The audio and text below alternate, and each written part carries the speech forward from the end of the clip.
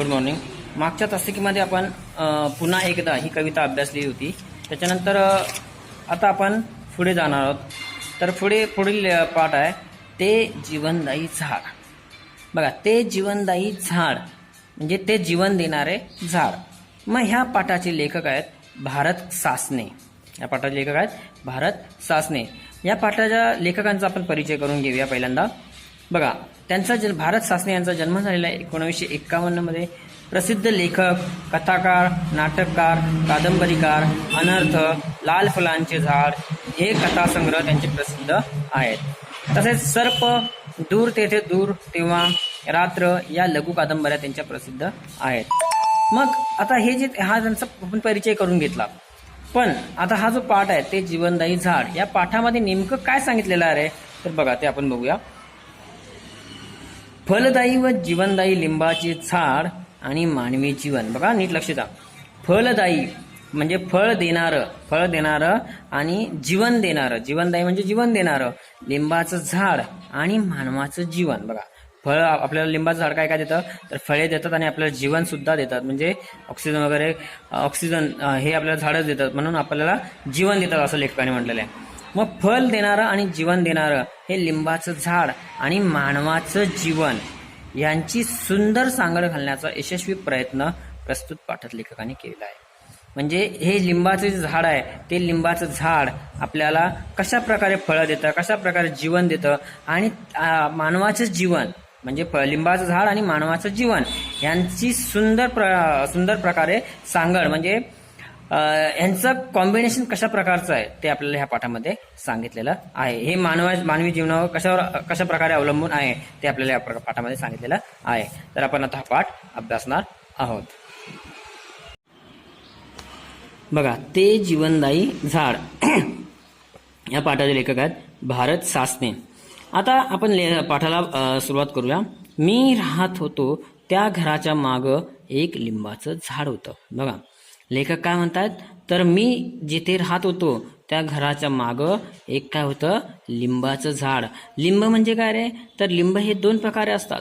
तर एक कडुलिंब आणि लिंबू. आपल्याला जे लिंबू जे असतं फळ असतं ते फळ म्हणजे ते लिंबू आणि कडुलिंब असे दोन प्रकारचे असतात. मग लेखक राहत होते त्या घराच्या मागं एक लिंबाचं झाड होतं. लेखक ज्या ठिकाणी राहत होते तिथे त्यांचं घर होतं, त्या घराच्या मागे एक काय होतं लिंबाचं झाड होतं.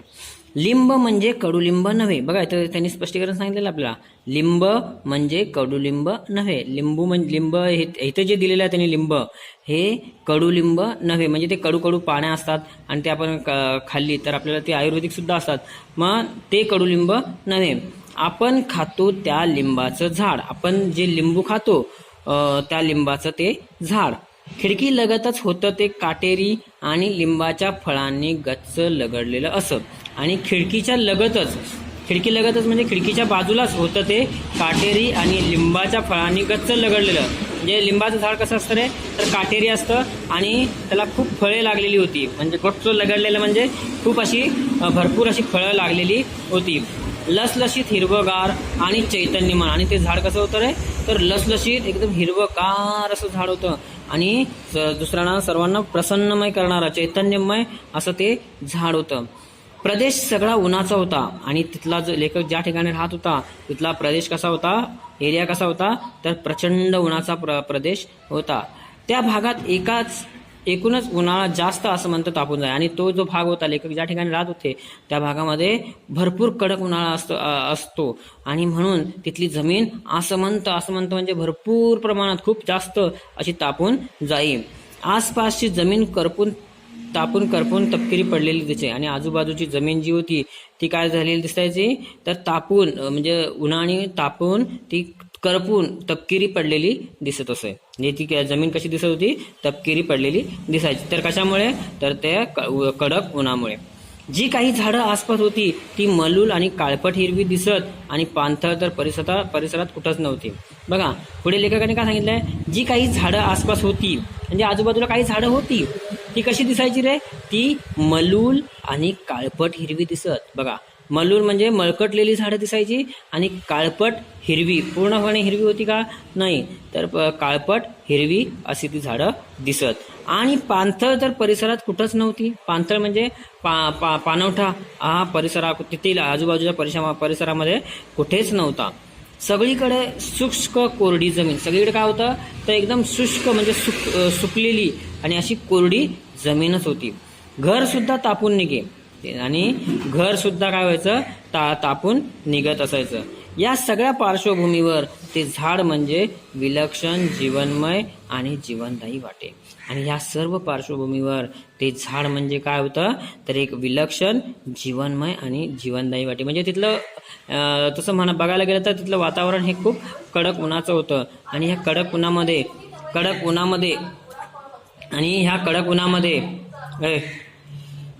उन्हामध्ये तिथलं घर सुद्धा तापून निघे. या सगळ्या पार्श्वभूमीवर ते झाड म्हणजे, आणि हे सर्व अशी परिस्थिती असताना ते झाड हिरवं लिंबाचं झाड म्हणजे विलक्षण, अतिशय खूप मस्त असं जीवनमय आणि जीवनदायी वाटे. कसं वाटायचं तर एकदम जीवनदायी वाटे. खरं तर भिंतीच्या उंचीचे झालेले लिंबाचे झाड म्हणजे भोवतालच्या सजीवांच्या दिलासाचं केंद्र झालं होतं. खरं तर काय झालं होतं तर आजूबाजू ते भिंतीच्या उंचीचं झालेलं ते झाड, लिंबाचं झाड जे होतं ते भोवतालच्या सजीवांचं म्हणजे आजूबाजूला राहणारे जे सजीव होते त्या सजीवांच्या दिलाशाचं म्हणजे त्यांना आराम देणारं असं ते केंद्र झालं होतं. हे माझ्या लक्षात आलं आणि हे लेखकांच्या लक्षात आलं. त्या झाडाखाली काळीभोर सावली असे. मोरीचं पाणी सगळं त्या झाडाला जाई आणि त्या झाडाच्या खाली काय असायचं तर काळीभोर अशी सावली असायची आणि मोरीचं पाणी सगळ्या त्या झाडाला जात असे. त्यामुळं जमिनीत नेमकी तिथंच ओल असे आणि त्याच्यामुळे मोरी म्हणजे काय बाथरूमचं पाणी सर्व त्या झाडाला जात असे आणि त्याच्यामुळे बाथरूमचं पाणी गेल्यामुळे तिथली जमीन कशी होती तर ओलसर होती. त्या ओलसर जमिनीत मला काही शंख दिसू लागले. बघा लेखकाला काय दिसायला लागले रे तर काही शंख दिसू लागले. शंख माहिती आहेत ना तुम्हाला, मग ते शंख लेखकांना दिसू लागले. आज इथं दिसलेला शंख उद्या तिथे दिसे. पण काय व्हायचं रे तर आज इथे दिसला असेल शंख तर उद्या इकडे दिसायचा, परवा इकडे दिसायचा, तेरवा इकडे दिसायचा. म्हणजे अशी ती शंख जागा बदलत असे. रात्रीतून तो बराच सरकलेला असे आणि एका रात्रीतच तो बऱ्यापैकी दुसऱ्या बाजूला सरकलेला असे. लहान मोठे अनेक शंख मग दिसून येऊ लागले आणि त्याच्यानंतर अनेक लहान मोठे, पहिले एकच दिसू लागला होता, नंतर त्यांना लेखकांना लहान मोठे असे भरपूर असे शंख त्यांना दिसू लागले. मग लक्षात आले की या झाडाखाली गोगलगाईची वस्ती आहे. आणि त्यानंतर लेखकांच्या लक्षात आले की हे शंख कुठून येतात तर ह्या झाडाच्या खाली गोगलगाईची वस्ती आहे. इतक्या मोठ्या आकाराच्या गोगलगाईंची मी प्रथमच पाहत होतो आणि इतक्या मोठमोठ्या आकाराच्या गोगलगाई ह्या लेखकाने पहिल्यांदाच पाहिल्या होत्या. आणि प्रथमच मी असंही पाहिलं की त्या गोगलगाई शंख पाठीवर घेऊन तर चालतातच परंतु त्या झाडावरही चढतात. म्हणजे लेखकाने पहिल्यांदाच काय बघितलं होतं रे तर गोगलगाईची इतक्या मोठ्या प्रमाणात गोगलगाईची वस्ती ही लेखकाने पहिल्यांदाच पाहिली होती. आणि गोगलगाई ह्या शंख पाठीवर घेऊन जातात, चालतात आणि झाडावर सुद्धा चढतात हे सुद्धा लेखकांनी पहिल्यांदाच पाहिलं होतं. फांदीवर चिकट रंगानं बरबटलेल्या गोगलगाई पाहणं, त्यांचा प्रवास निरखणं हा माझा आणि लहान मुलांचा कौतुकाचा कार्यक्रम होऊन बसला होता.